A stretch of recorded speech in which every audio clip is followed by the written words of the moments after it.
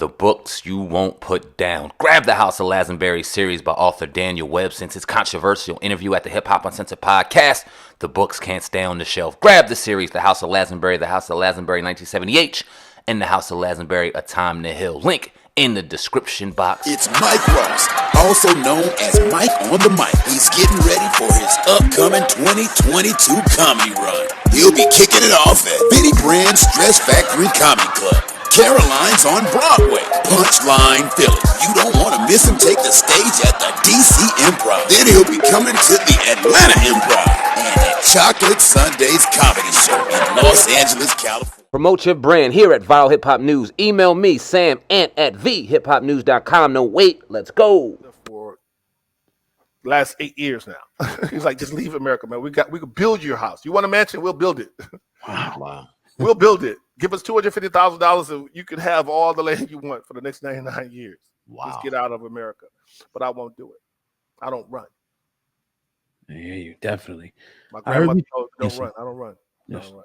Yes, sorry about that. Yeah. So I heard you talking one time and you were talking somebody, we often throw the term out, Black Hollywood. Yeah. You said that Black Hollywood does not exist. Could you kind of expound more on that? Yeah, I put it in the proper context is that, yes, we have some very prominent and very strong. I understand what Black means. Yes, right. I am Black symbolically, but I'm also melanated and I'm also Mindy and I'm also Timney.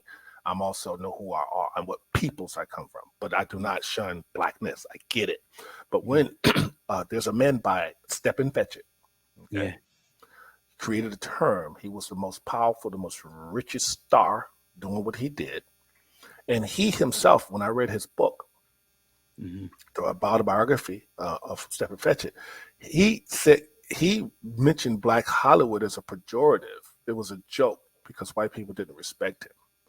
Even though he owned the airplane, he threw the lavish parties along with Hattie McDaniel.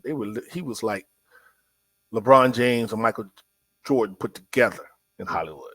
He was driving on the studios as Model T Ford. I mean, he was rich.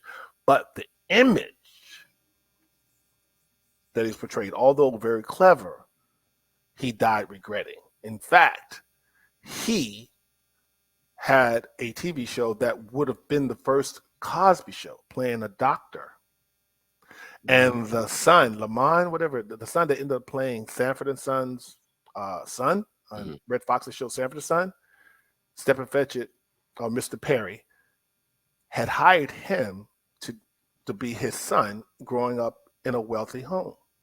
That was back in, you can research it, get his book, 70s or the 80s, and Hollywood said, absolutely not. And by that time, the NAACP and all the other, liberal-minded progressive people were calling him a coon, sellout, Stepin Fetchit. But what he was doing was just flipping it.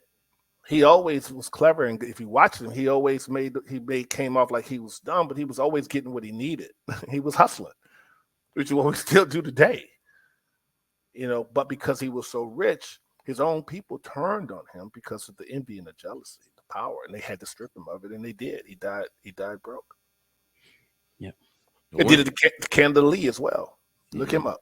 Canada Lee called him a communist, and the end of his strong forward thinking. It's like, if you notice, everybody that's want to be strong Black males in this town ended up being called something else. To kind of expound on that, one thing we like to do here on our show is go against the grain and go against what we're supposed to be deemed as. Now, I'll give you an example. We'll talk about politics. You have a great voice. You know that? I appreciate that. Thank you, sir. Thank you very much. You're leaving money on the table with that voice, man. Like, shit, open some doors. We be with it, brother. But anyway, we often talk about politics. We talked about it a couple of weeks ago, and obviously, something that plagues our culture is if you're not Democrat, you're not Black. And we've even heard candidates have the nerve to come out of their mouths and say, if you don't vote Democrat, you're not Black. And it cracks us up because when you look at the parties, and not that we associate with any of the parties, we associate with what's right for our people. But when you look at the parties and what we seem to lean on, and then you look at the end results, it doesn't ultimately benefit us. But we are under such a mind control that this is the way to go. And if you don't go this way, you aren't black or you aren't deemed what's supposed to be black, like voting for Trump and things like that. And we've heard you be outspoken about it, and we've also seen you take a lot of criticism for that. But that's something that we applaud you on because you're a free thinker. And something that plagues us is the ability to freely think. Talk about how that has plagued our community, if you feel it has plagued our community throughout time, and what can we do for the people that are listening right now that may be feeling like that on that side, that if you don't vote Democrat, you're coon, or whatever the case may be. How can we reverse that mind control? How can we reverse that way of thinking? Because it's wrong on all levels, in my opinion.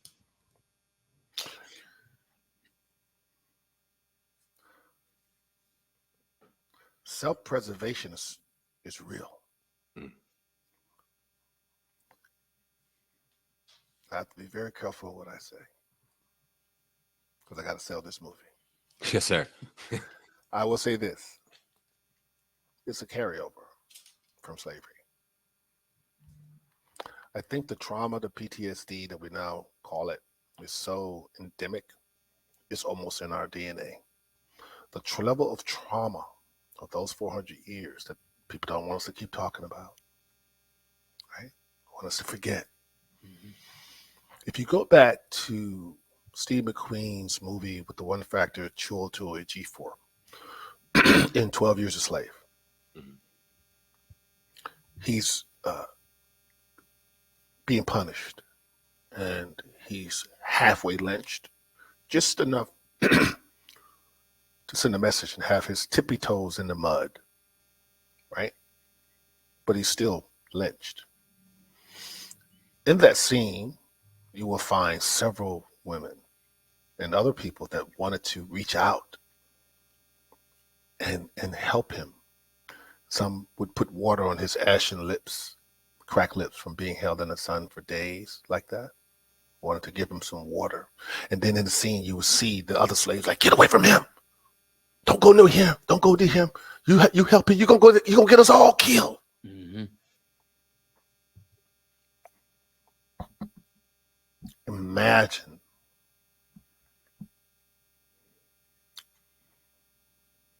400 years on this land,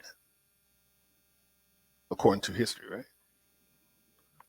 400 years, not just of, some melanated people own slaves too. The first one, I think, was named Washington, if I'm not mistaken, the first black man in 1618 out of Virginia. It was a business. Human trafficking is still a business. You understand?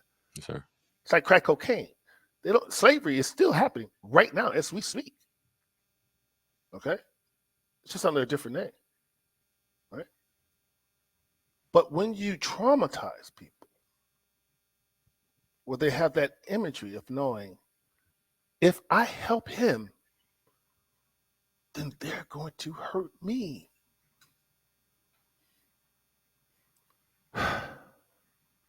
I don't have that in my DNA, unfortunately. I didn't get that trauma. That level of self-preservation where I'm just going to look the other way. All of my activism has been in my work. I don't need to march. You just cited all the work, everything I've said. Who has to go wins. In Strictly Business, my first movie. Mm-hmm. I have been talking to you, brothers and sisters, since Strictly Business. I've been telling you what the score is. I've been telling you what to get ready for. I've been showing you what to expect. But in that, you can still hold on to your dignity. That's non-negotiable. Mm-hmm. Non-negotiable. And money comes and goes. I can tell you that right now. It ain't about the money. If it was about the money, why so many people are unhappy? If it's about the money, why we got to look at Amber Heard and Johnny Depp for 6 weeks? If money made you happy. Yeah. Right? So self-preservation is real. Now, there's another thing called choice. Just because people are doing bad things doesn't mean they're mentally ill. There's a lot of people out there doing bad things because they choose to do it. Don't matter what ethnicity, gender, race, color. Just There's just people out there that's just gonna do some evil stuff, guys.